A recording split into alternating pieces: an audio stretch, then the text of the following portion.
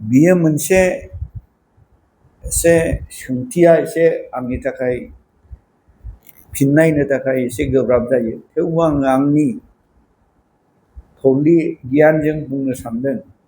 मानोना आंबो बर' मिडियामजों फरायनानै फैनाय।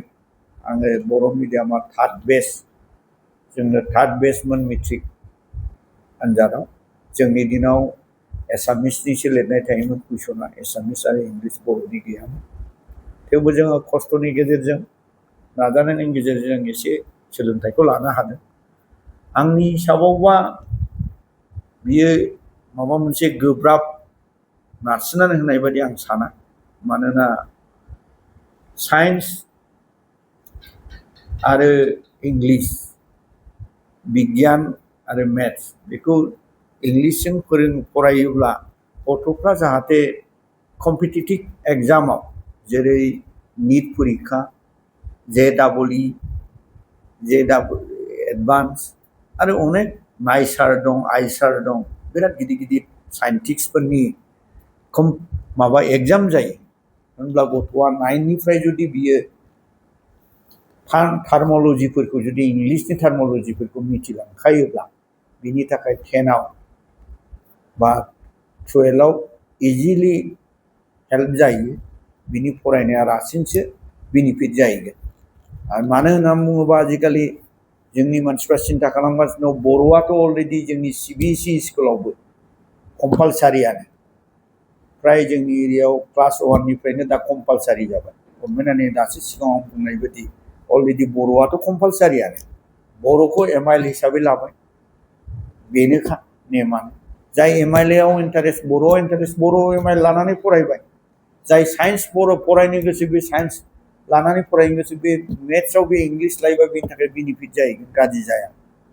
आंनि हिसाबावबा माने बे साबसिन, जोंनि गथ'फ्रा कम्पिटिसनाव एसे साबसिन फिथाइ मोनगोन होननानै आं आसा खालामो आरो बियो सैथो। मानो होननानै बुङोब्ला आजिखालि नोङो जिखि कम्पिटिटिभ एग्जामानो जाया, बियो फार्स्ट इंलिसनिसो कुइसन थाखायो। दा नोङो जेन'बा जोंनि आसाम एरियायाव बर' बा एसामिस थानो हागौ, खिन्थु नोङो दिल्ली, मुम्बाइ माबाबाबो नोङो जुदि आमेरिका बा आउट अफ इन्डियायाव जुदि इन्टारभिउ हैनो थाङोबा जोंनो इंलिसानो दरखार। आरो जोंनावथ' नोङो दा साख्रिया बेसेबां ओंखारो, जोंनि गथ'फ्रा दि जोंनि BTC एरियायाव साख्रि मोनगोन बेखौनो रावबो बुंनो हाया। आसाम गभर्नमेन्टनि आन्दारावनो साख्रि मोनगोन बेखौ रावबो बुंनो हाया। दा नोङो गथ' गथायखौ नोङो जुदि मोजां फिउचाराव मोजां खालामनो सानोब्ला माने बे आंनि थाखायबा बार्डेन हिसाबै जानाय नङा। मानो होननानै बुङोबा गथ'फ्रा, बयबो गथ'आ गोरोंखा, जोंसो भुल खालामो। समाजासो भुल बुजियो, समाजासो भुल डाइरेक्सन खालामो। गथ'फ्रा गासिबो जेखौ होयो बेखौनो एबजर्ब खालामनो हायो। ओंखायनो बे मोननै साबजेक्टआव इंलिसजों फरायनायाव आंनि हिसाबाव माबा मोनसे खहा जागोन होननानै साना, बेनिफिटसो जागोन होननानै सानो। मानोना आङो दा फिलिं खालामो, आङो बर' मिडियाम फरायनानै मोनसे इंलिस मिडियाम स्कुल सालायगासिनो दं। हय नंगौ, आं इंलिसखौ रोंगौ, खिन्थु आङो जेब्ला लेक्सार होयो होनब्ला आङो जेबादि एक्सप्रेस खालामनांगौ आं बेखौ बारा रोखोमै एक्सप्रेस खालामनो हाया। दा आङो ट्राइ खालामै खालामै दा आङो सोलोंगासिनो दङ आरो आं खालामना दा बुंनो हायो, लेक्सारखौ मोजां रोखोमै होनो हायो। खिन्थु जोङो मिडियामा खुनु फेक्टर जानो मोना, फेक्टर जानो नाङा। नंगौ, बर' मिडियामजों फरायोबाबो मानसि माबा जायो, गिदिर मानसि जायो, बेखौ आङो जाया होना।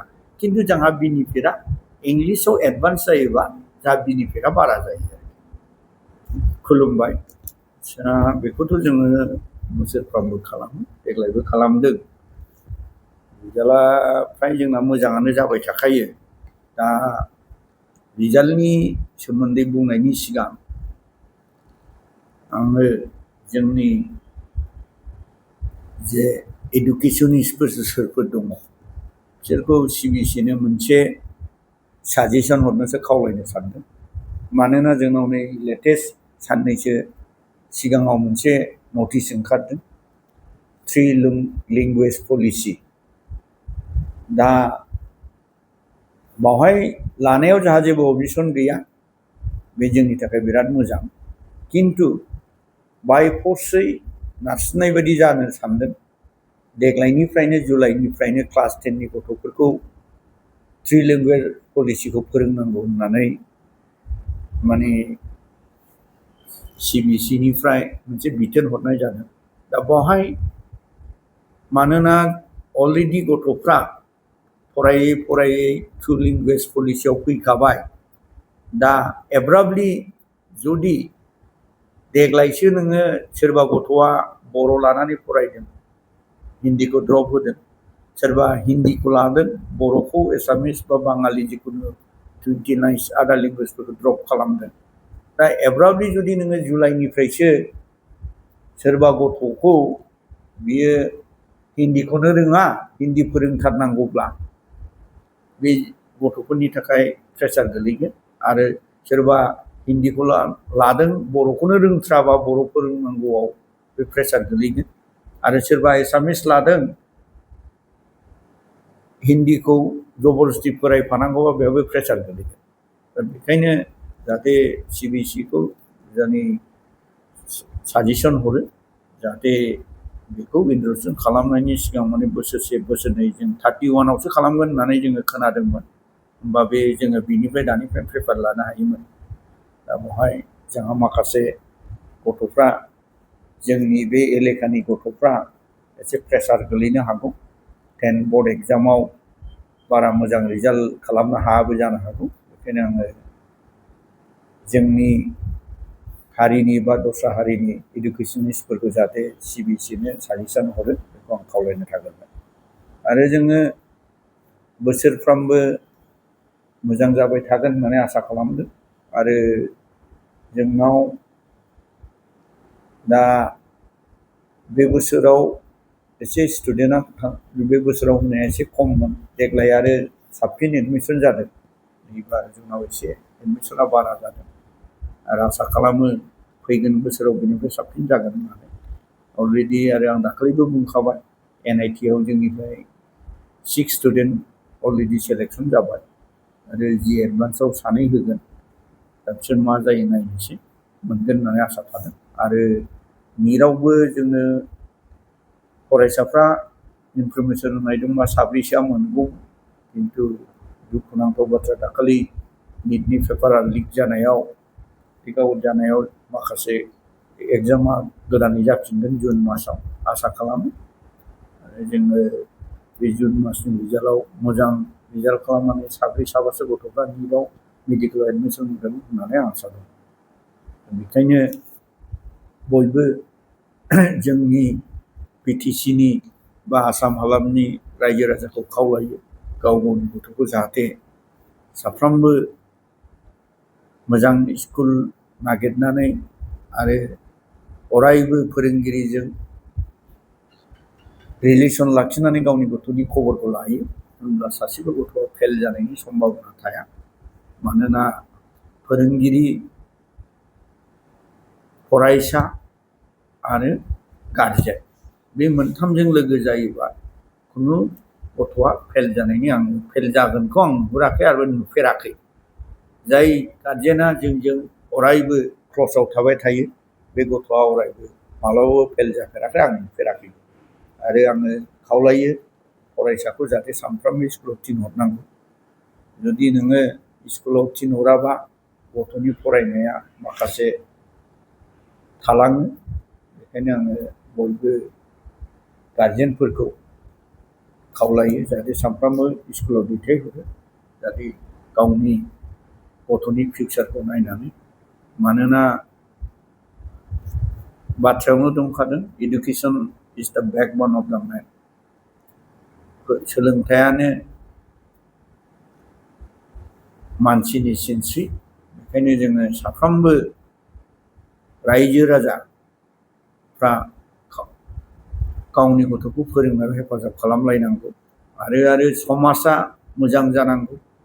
जोङो गावनि गथ'आ नाम्बार मोननानै गाव न' सिङाव थानानै जुदि खाथि खाला थानाय गथ'खौ जेबो एडभाइस होआ, होनबा बे गथ'आबो मोजां गथ'आबो बे खाथि खालानि गथ'जों गाज्रि जानायनि सम्भाबना थायो। बेखायनो आं खावलायदों मोनफ्रोमबो गामियाव मोनफ्रोमबो एरियायाव जोङो साफ्रोमबो जिखिनि गोरों गोराफोर दङ, रोङै सोरबा लेबार मावनानै जाग्रा थायो, लेखा रोङैनि फिसालाबो थायो, जों बेखौ बै गार्जेनफोरखौ रायलायनायनि गेजेरजों गथ'खौ स्कुलाव थिननांगौ। आजिखालि दानि जुगाव स्कुलाव फरायनायाव फैसानि आंखाल जाया। गभर्नमेन्ट स्कुलाव नोङो नार्सारिनिफ्रायनो क फरायनायनिफ्रायनो गभर्नमेन्टआ फैसा रांसो हरो। जानाय लोंनाय, माइरं, मिड डे मिल गासिबो सुबिदा, किताबफ्राबो फ्रि मोनो।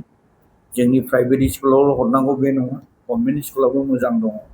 बेखायनो आङो जे गभर्नमेन्ट स्कुलनि MC मेनेजिं कमिटिफोर थायो बेखौ खावलायो जाहाथे बिसोरो साफ्रोमबो मास्टारफोरखौ, फोरोंगिरिफोरखौ सानफ्रोमबो जाहाथे स्कुलाव फैयो बेखौ केयार लानांगौ। आरो जोंनि माखासे जोंनि गेजेराव फरायसा आफादफोर दङ, बिसोरबो गभर्नमेन्ट स्कुलफोरखौ थाल लानांगौ। स्कुला मोजां सोलिदोंना सोलियाखै, होनब्ला जोंनि गथ'आ गभर्नमेन्ट स्कुलाव फोरोंनानैबो मोजां मोजां फिथाइ मोननो हागोन, रिजाल्ट मोननो हागोन। मानोना गभर्नमेन्ट स्कुलावसो बांसिन फोरोंगिरिफोर दङ आरो गभर्नमेन्ट स्कुलनि फोरोंगिरिफ्रा जोंनिफ्राय बिराद बारा रां बान्था मोनो। बेखायनो जोङो बे फोरोंगिरिफोरखौ नारसिननाया जोंनि समाजनि खामानि आरो नोंसिनि मिडियानिबो खामानि। नोंसोर मिडियाबो सम सम गामियाव थांनानै फोरोंगिरि फैगोन ना फैयाखै बेखौ निउस लानानै जुदि मिडियायाव होनो हायोब्ला होनब्ला फोरोंगिरिफ्राबो एलार्ट जागोन। बेखायनो आङो नोंथांमोनखौबो खावलायो जाहाथे नोंथांमोनाबो सम सम थांनानै गामि लेभेलाव बबे स्कुला माबायदि सोलिदों, स्कुलनि टाइमाव टाइमलि थांनानै जाहाथे बिसोरनि गोरोन्थिफोरखौ रायजो राजानि सिगाङाव दिन्थिनो हायो। आरो दिन्थिनायनि उनाव जाहाथे आङो फोरोंगिरि समाजखौबो खावलायो, नोंसिनि नाजानायावनो, फोरोंगिरि नाजानायावनो जोंनि इयुन फिउचारा दङ, समाजनि फिउचारा दङ। आरो फोरोंगिरिया मोनसे साख्रि नङा, बियो मोनसे देशनि मोनसे बिराद गिदिर पस्टआव दङ। बिनिफ्राय देरसिन आंथ' नुनायाव दिनैसिम आंनि नुनायाव फोरोंगिरिनिफ्राय देरसिन साख्रि आं जेरावबो नुफेराखै। मानो होनोबा मोजां फोरोंगिरिया अरायबो सनमान मोनगोन आरो